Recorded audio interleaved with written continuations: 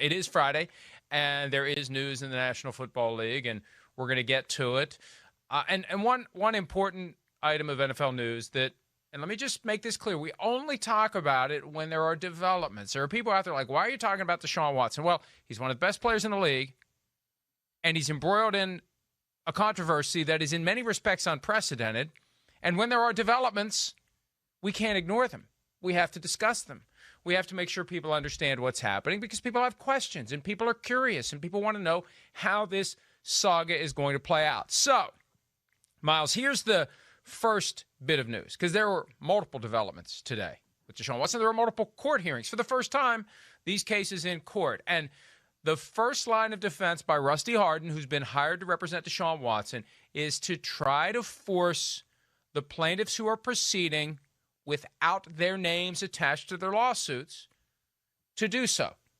And more specifically, I think he wants them to face that decision of, do I do it or do I just try to take some sort of a reasonable settlement and move on now and step aside from this 22 plaintiff group and let it shrink down to a smaller group. So bottom line is, without getting into all the nuances, Rusty Hardin has prevailed. That's the good news. The bad news is Rusty Hardin has prevailed because to the extent that it's going to cause most of these folks to say, I'll just take a small amount of money and move on.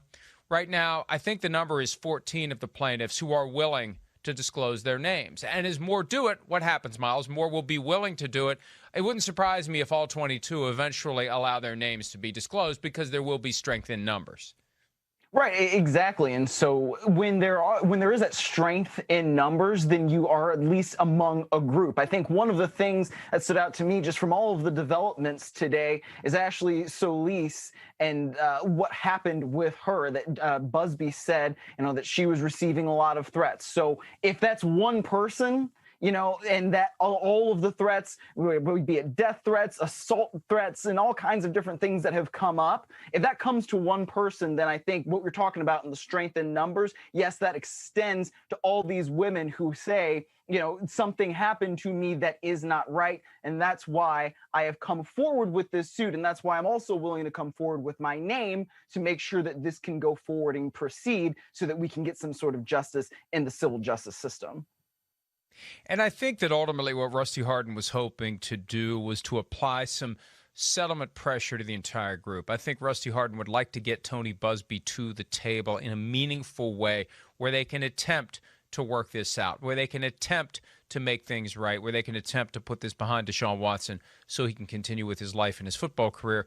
And I feel compelled to say this every time the topic comes up. I'm not suggesting that this be a simple exercise of just writing a check and making it go away. I think Deshaun Watson has a reckoning that he needs to experience. He needs to make things right with these individuals. He needs to understand why they believe that the line was crossed.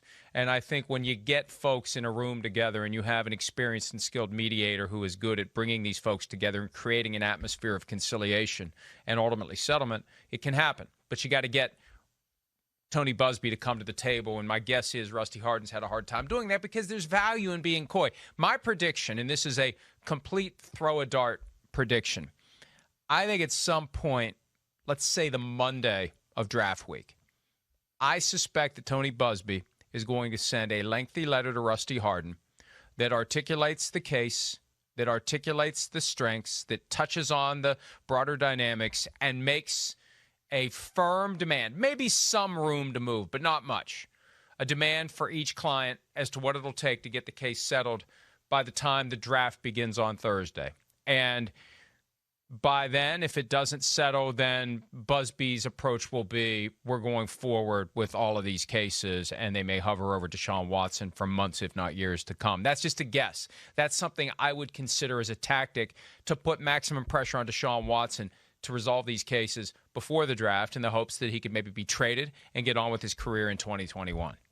Right, that was a question that I was going to ask you then, because you would think that is the day because it's not necessarily a drop-dead date, but it's one of these dates where it would make sense because of the draft upcoming and because of all of the ways that the football decisions have to then follow from what these legal decisions are, right? It's something that you would say, all right, it would make sense if Deshaun Watson is going to get traded, then he would get traded on or around the NFL draft, because that is when picks are flying and teams are making all kinds of decisions. So in terms of the football calendar, that's why you think that date makes sense then. Yeah, and even then, first of all, I think it's difficult, if not impossible, to get 22 cases settled before the draft. It's 20 days away. And it may be that Tony Busby's letter needs to be initiated sooner than later, so they have a small window to try to get it resolved, and then they have a week or two to get the paperwork done. Because if I'm going to trade for Deshaun Watson, I want to know cases resolved, cases over, no loose ends, no maybes or ifs or contingencies. They're done, and the only thing that I have to worry about moving forward is what the NFL may do by way of an unpaid suspension. See, the unpaid suspension is always going to be there at the end of the road. But until we get to the end of the road, Deshaun Watson quite possibly is not going to be permitted to play. It should be just a matter of time before, with all of these complaints against him, he's placed on the commissioner exempt list. Now, I've argued the NFL should do it now.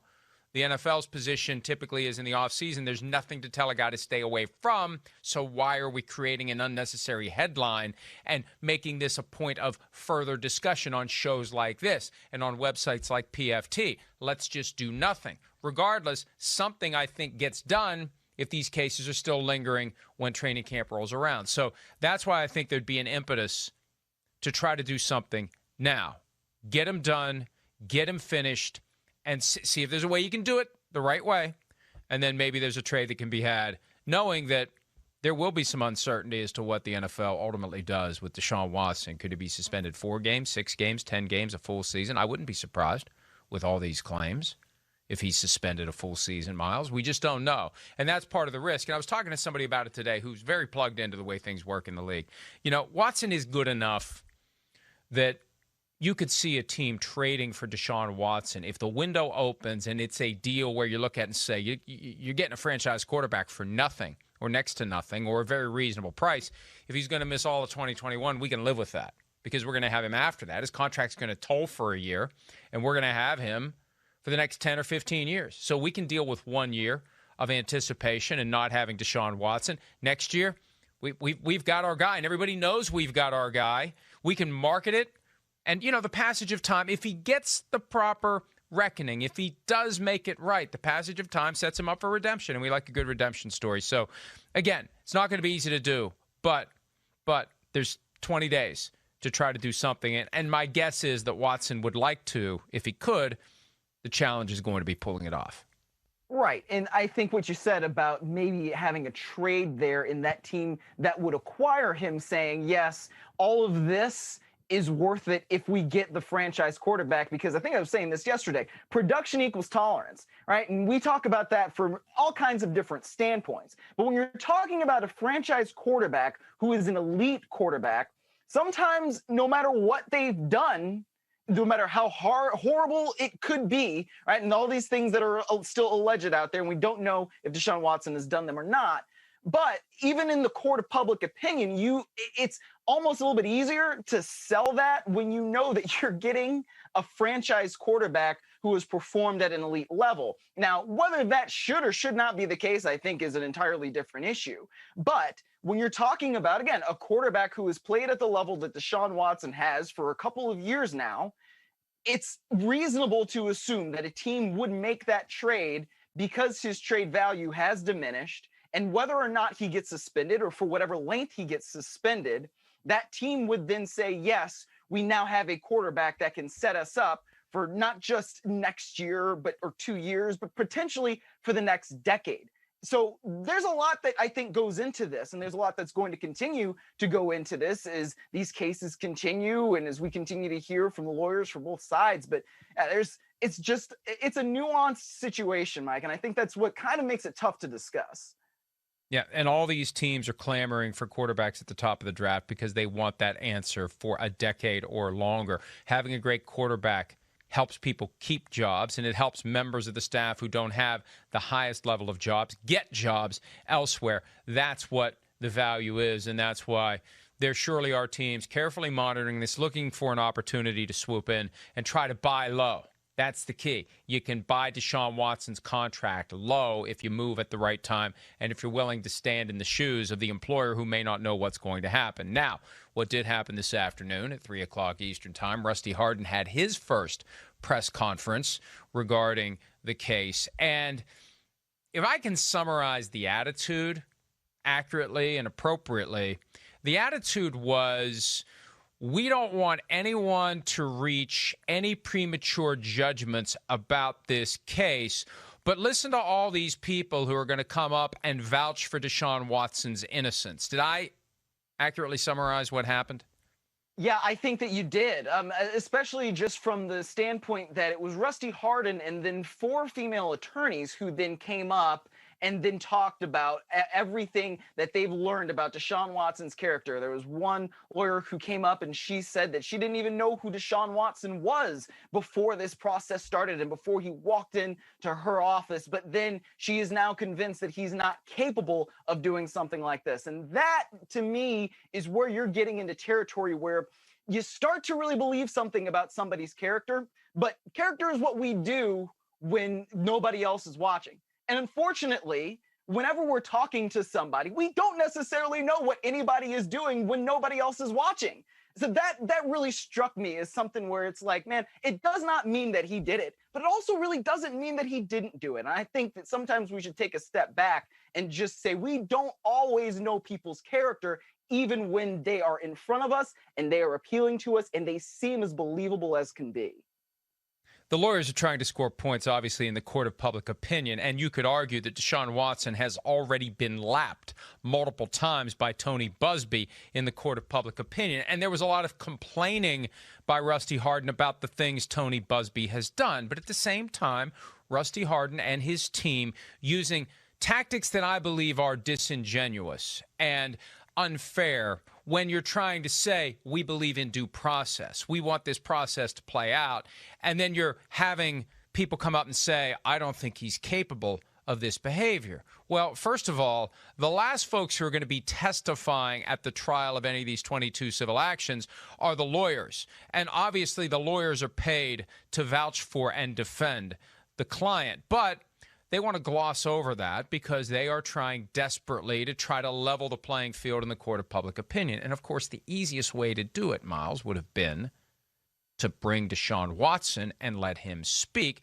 You saw the clip at the beginning where Rusty Hardin said he'd have to turn in his malpractice insurance if he allowed Deshaun Watson to do it. And the safe course of action is you never let your client speak in any setting like this because anything you say will be used against you in civil court, criminal court if it comes to it. But I feel like the time for third-party vouching has ended. Once one of the individuals tells her story and we see the face and hear the voice, right? Well, that's when I think the ship sails on lawyers who are paid to say good things about Deshaun Watson saying good things about Deshaun Watson. And what they could have done, they could have written their own statement with Deshaun Watson's input. They could have crafted a document that he could have sat there and read and taken no questions, just like Ashley Solis took no questions. But we get a chance to see Deshaun Watson, to hear Deshaun Watson. And as long as the words used are words that they would be comfortable having attached to his story from now until the end of this matter, would be fine. Could have done it. Maybe should have done it. Because, again, at this point, when you have an individual who's already given us name, face, and voice, I really am not interested in hearing third parties vouch for the person who's supposedly innocent. I want to hear from the person who's supposedly innocent. I agree with you, Mike. And I think it's not just Solis who talked. It's the letter that was read by another one of these accusers. It's the article that came out at SI.com last week. I mean, there are now multiple accounts that at least have some sort of name attached to it. Then, like, it's not just something that's in the suit. Now, I believe that actually that SI.com article was still under an anonymous name, but you understand what I'm saying here, right? It's not just that we have one person, we have multiple accounts, we have multiple personal accounts. And I think when you take a look at that article from last week, even, that woman was not a part of one of these suits, right? She had the opportunity to link up with Tony Busby. Correct. And she decided not to do that, at least at this time. So I think when you take all of that into account, I think you're absolutely right. It's not time to just hear from lawyers who are paid to say that, to really say the best things about Deshaun Watson, because it's their job to prove, or at least say, that he is innocent of all of these things. So that's one thing. Now, if we hear from Deshaun Watson, it is another, whether it was a prepared statement or not. It is another thing when you're actually hearing from that person and having them say what it is that they mean. I almost felt like at times the media was being chastised for whatever it was that we've done over the course of the past few weeks. What we've done is cover the case. What we've done is reach our conclusions regarding who's winning in the court of public opinion, because both sides have been playing the court of public opinion. And I think it's fair to make decisions based upon that prism, that context, court of public opinion, understanding that none of it's going to matter when it's time to go to court, civil, criminal, or both. But look, a big part of this, when you're talking about someone who has the profile that Deshaun Watson has had for years, a big part of this is, how is the average person going to process and react to this information? Because just like a juror who is in the box at the beginning of a trial, when the judge says you shall not reach any conclusions about anything until the end of the case, the reality is they do. They immediately do. I used to explain to people that it's impossible to not begin to at least root for a side. It's like turning on a football game involving two colleges you've never heard of. There it is. It's all, I don't know. I got nothing else to watch. Two colleges I've never heard of before. They're playing football. I like football. I'll watch it.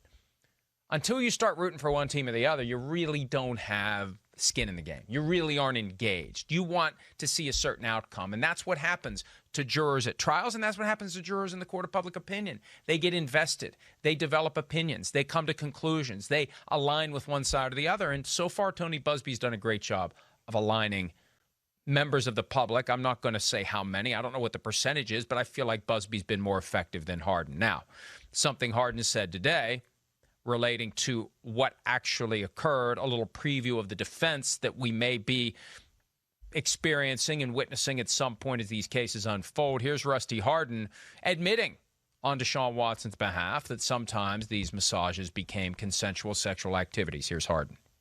Deeply, deeply do not believe this guy ever did anything non-consensual with any woman during any of this. He didn't coerce them. We don't believe he used his position. We don't believe he intimidated him. We simply do not. Were there sometimes consensual encounters? Yes. And will that come out in any kind of litigation or trial? Of course it will. And that's where it should come out. Okay.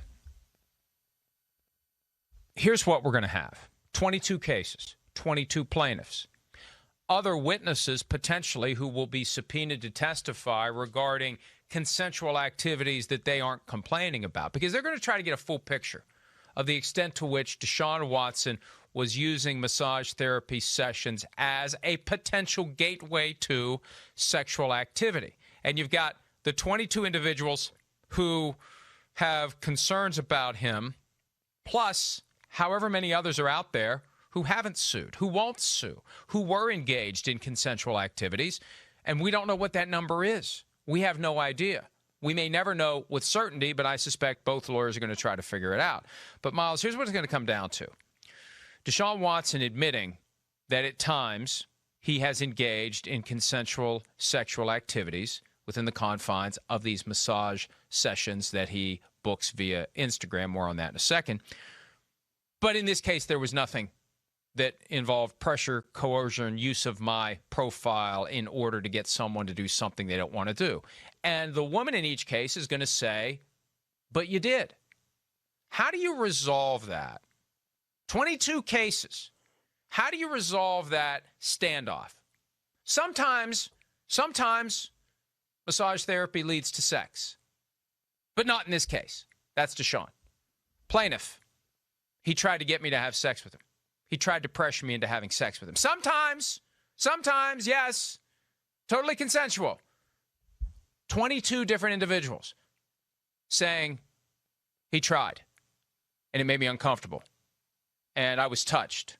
And they all have different specific accusations, but it's all got that similar thread. A massage that this individual had designs on becoming more than a massage. That is a tough needle to thread 22 times under the very low standard of preponderance of the evidence, Myles. I hate to use this example, but I think it gives you an idea of how difficult this is going to be. Assuming there are 22 cases, 22 juries, 22 instances of trying to prove this case, this is the equivalent to win, to be exonerated, to never be found guilty of anything when you consider the standard is basically 51-49. This is like flipping a coin 22 times and having it come up heads 22 times. That's what he's facing, in my estimation. Well, and that, I think, just sets out just how difficult it is, right? Because when you talk about the preponderance of evidence, and I think that that is really the key phrase, and when it boils down to it in all the legalese, it just means 51% culpability. So if that is the case, then preponderance of evidence is not proof beyond a reasonable doubt. And, proof beyond a reasonable doubt is what I think most people think of when we think of the legal system, because everybody watches things like Law and Order. And, that's what you see in the courtroom and all that. This is a completely different thing. So if you have to do that, right, if you have to go preponderance of evidence and you have to go 22 times without proving that, then, like you're saying, Mike, that is extremely difficult, especially, I think, based on what we've heard so far in the court of public opinion. And now the court of public opinion is not a court of law, but when we think about all the different things that we've heard, when we think about the statements that we've heard from folks who have allegedly been assaulted, right? And we think about Ashley Solis and the personal statement that she gave, then I think you're really illustrating what it is that you're saying, that, if you're flipping a coin 22 times, it's very difficult for it to always come up heads. And really, these civil cases with that low standard of basically who do you believe? You're asked to resolve this. Who do you believe? There's not going to be a tie here. There's not going to be a wash. I mean, there could be a hung jury, but there's no outcome on the verdict form for draw. It's either plaintiff prevails or defendant prevails. It's that simple. Did the plaintiff prove by a preponderance of the evidence that there was whatever the specific allegation may be in a given case?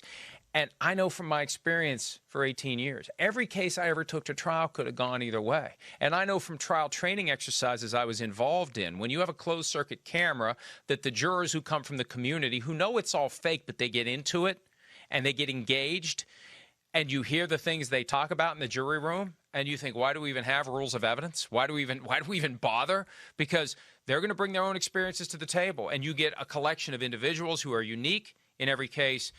Impossible to think with any degree of certainty that Deshaun Watson is going to be exonerated 22 times, given the allegations that are made, and given that Rusty Hardin has acknowledged that sometimes consensual sexual activity occurred. One more clip from Hardin addressing why Deshaun Watson utilized Instagram for the purposes of arranging so many different massage therapy sessions. Getting 2 to 3 massages a week. The math I do on that is anywhere from 120 to 140 to 150 massages a year. He's been here since 1918. In the year 2020, all of a sudden, spas shut down. If y'all remember, nobody was getting massages unless they came up with an ad hoc way to do it. So that partly, that doesn't mean exclusively. He'd gone on Instagram before to line up, and he did. But I've learned, but the fact is, the massage world during the pandemic changed. If you look at these allegations, my calculation is every one of them occur after we shut down for the pandemic. I was in a trial, so I'm pretty mindful of it when everything shut down, and everything shut down the middle of March. First one of these allegations is late March of last year. That doesn't mean that he was never using Instagram before. I'm not suggesting that. I'm just saying that if you are a busy, active athlete and you are traveling constantly as he was, then you are going to have immediate, when you want to get one, you can't predict it ahead of time. And by the way, these football teams don't have this battery of masseuses. I think that's probably something when y'all look into it and start talking, you'll find out it's not the case. All these players, they use different masseuses. Which is another thing that I had to learn because of the generational aspect.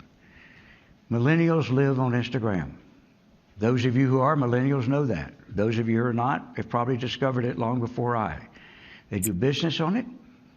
Deshaun lives on Instagram. He does business transactions on Instagram. Other people do.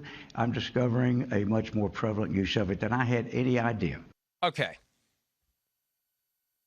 Are we clear? We're clear. So here's my concern. There's a lot there. Let me just try to unpack two things very quickly. First of all, NFL teams do have a battery of massage therapists. They do. I don't know where he's pulling that from. They do. Yeah. They do. Yes. They do. Okay? Yes. Secondly, to the extent that the pandemic deprives you of the ability to regularly be massaged by the person that you ordinarily would use. Let's assume that's true. What the hell is he doing ricocheting around from massage therapist to massage therapist? Don't you think he'd eventually find one person? Like, I can't use, for whatever reason, my regular massage therapist during the pandemic. Can't use my regular massage therapist. It's the pandemic. Okay, fine. So you find one other one somewhere and you use that one over and over again. Not this revolving door. That's where the logic of this falls apart for me, Myles. Well, and he's talking about Rusty Hardin's talking about he's going to different cities and he's doing this and he's doing that. And so that's why he has to find all of these different massage therapists. You mean to tell me he's going to 40 different cities and needs 40 different massage therapists? And it doesn't track to me. And I'm glad that you brought up the thing about how the NFL teams don't allegedly have a cadre of masseuses. Yes, they do. I've seen them in locker rooms all the time. Plenty of people, everybody has. I mean, if you've covered the NFL, you know frankly, it's just not true. And you know why, especially why we know this? Because they were testing folks coming in and out of their facilities so that with COVID to make sure that it would be safe, right? We heard about the guy who was cutting hair for the Kansas City Chiefs. Why do we think that we knew that the guy providing haircuts had COVID? You really think that they wouldn't test people who are giving massages? Come on, man. Of course they are. It's because there's sports science that goes into that. You know, it's just that comment just struck me as so odd. And I don't know where he's getting that from, but yeah, that didn't make any sense to me.